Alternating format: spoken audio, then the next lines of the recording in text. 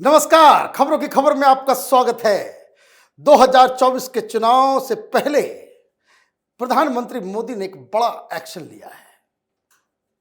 यह समझना जरूरी है कि प्रधानमंत्री मोदी को, बीजेपी सरकार को सिर्फ विपक्ष से लड़ना नहीं है।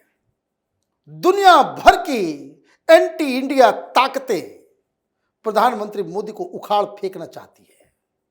सबसे लड़ना जरूरी है।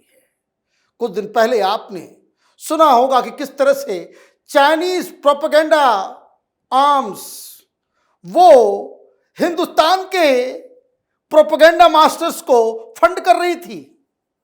न्यूज क्लिक का खेल सामने आया। कई सारे वामपंथी पत्रकार उससे जुड़े हुए। एक वेबसाइट को 100 करोड़ रुपए फंड कर रहा है चीन। किस लिए? प्रधानमंत्री मोदी के खिलाफ प्रोपेगेंडा करो, हटाओ। अभी 28 तारीख को आपने देखा कि किस तरह से प्रधानमंत्री मोदी जब तमिलनाडु में थे, उन्होंने वहां के एक एडवर्टीजमेंट को कैच किया कि जिसमें स्टालिन की सरकार ने इसरो का बखान किया और ऊपर चाइनीज झंडा लगा दिया। ये गलतियां अपने आप नहीं होती। किस तरीके से हिंदुस्तान की पार्टियों को, कांग्रेस पार्टी को चाइना से फंडिंग मिलता है, यह जग जाहिर है। ये लोग प्रधानमंत्री मोदी को हटाना चाहते हैं। तो अभी एक ऐसा एक्शन लिया गया चीन के खिलाफ और छटपटाहट। हिंदुस्तान की विपक्षी पार्टियों को ऐसा लग रहा है कि उनकी फंडिंग बंद हो गई हो। क्या खबर आई है? खबर ऐसी है कि जिसे देखकर अमेरिका वाले भी सोचते होंगे काश हमारे पास भी इतनी हिम्मत होती, क्योंकि 17 बिग बड़े बड़े कंपनियों के ऊपर हिंदुस्तान में बैन लगा दिया गया। क्या खबर आई? Government of India has banned 17 Chinese companies from participating in tenders in India and warned private companies that to do business with government entities against using these Chinese products. This is being seen as a significant crackdown on Chinese products that were entering the country after changing their brand names and tying up with Indian entities, ostensibly to hide their place of origin and thus impacting the strategic and security interest of India while benefiting the Chinese economy.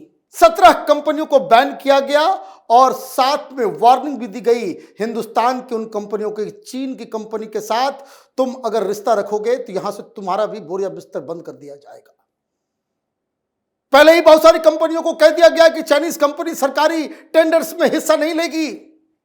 बड़े बड़े infrastructure projects, railway projects, इन तमाम चीजों से Chinese vendors को out कर दिया।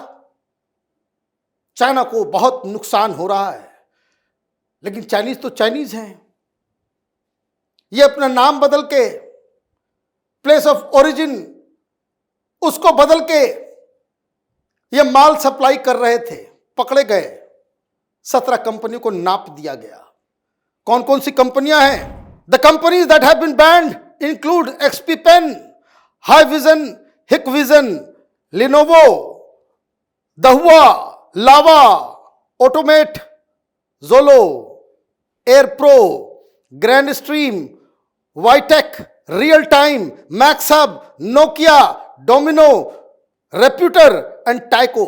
As per the government order released, the Indian sellers of these Chinese brands and the catalogs uploaded by them have been removed from Government e-Marketplace GEM and they are not eligible for participating in any bid of GEM. The order has also said GEM will cancel those orders where the products of these Chinese companies are found to be used for the bid. 17 कंपनियों को यह भी किया गया और जो पुराना order इनका ऑलरेडी है उन कंपनियों को भी वो ऑर्डर कैंसिल कर दिया गया कि अगर आप चीन के साथ रिश्ता रखोगे, चाइनीज इकोनॉमी को फायदा पहुंचाओगे, हम एक्शन लेंगे। यह जरूरी है क्योंकि जिस तरह से फंडिंग हो रही है आप देखिए। ये चाइना ये वामपंथी नक्सलियों को फंड करेंगे, एंटी इंडिया सेसेशनिस्ट मूवमेंट्स को फंड करेंगे, टेररिज्म को फंड करेंगे। अभी पीएफआई के ऊपर जो बैन लगा, पीएफआई को बिजनेस के नाम पे पैसे दिए जा रहे थे, वो भी रूट करके। तो आप देखिए कि इस तरह का हिम्मत वाला काम वो जरूरी इसलिए है कि चाइना हमारा दुश्मन नंबर 1 है। वो हमारे जमीन के ऊपर कब्जा करना चाहता है और साथ में बिजनेस भी करना चाहता है। तो प्रधानमंत्री मोदी ने तो एक देश को, पाकिस्तान को सही सबक सिखाया कि जो बंदूक और बातचीत दोनों एक साथ नहीं। तो पाकिस्तान का क्या हाल हुआ है वो आप देखिए। चीन के लिए हिंदुस्तान जरूरी है, हिंदुस्तान के लिए चीन जरूरी नहीं है। इस बात को समझना जरूरी है और प्रधानमंत्री मोदी ने इसी बात को समझा है। चीन दुनिया का सबसे बड़ा प्रोड्यूसर है, वो सामान मैन्युफैक्चर करता है, लेकिन सामान मैन्युफैक्चर करके क्या करोगे?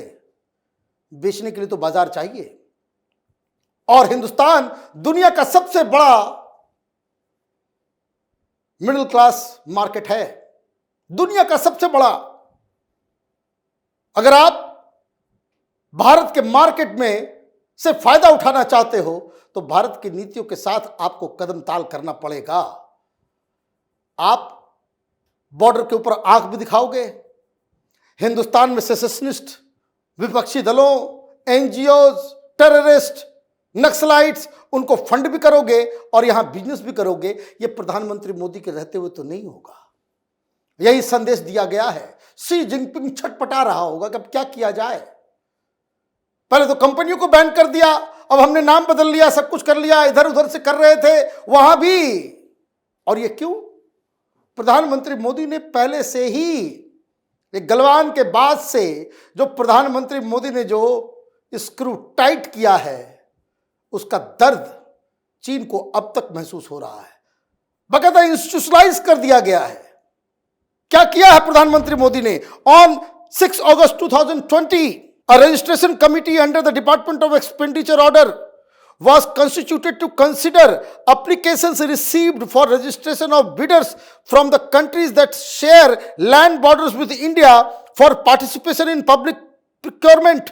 It is this committee that keeps an eye on the product from identified countries and evaluate the risk, if any, that is posed by them.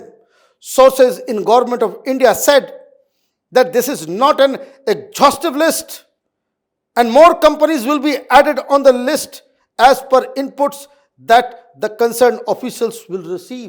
ये 17 कंपनी नहीं है। अभी आपने सुना होगा कि बहुत सारे ऐप को पहले बैन कर दिया गया, कंपनियों को बैन कर दिया गया, लेकिन बाकायदा एक कमिटी बना करके रख दिया गया है कि हिंदुस्तान में जो भी कोई सामान आ रहा है उसको इवेल्युएट करो।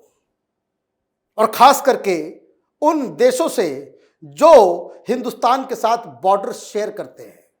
पाकिस्तान का माल तो नहीं आ रहा चोरी चोरी चुपके चुपके, चीन का माल तो नहीं आ रहा चोरी चोरी चुपके चुपके, स्मगल तो नहीं हो रहा। और जहां कहीं भी एक खतरा नजर आए फौरन उसके ऊपर कार्रवाई, तुरंत बैन की लिस्ट में डालो।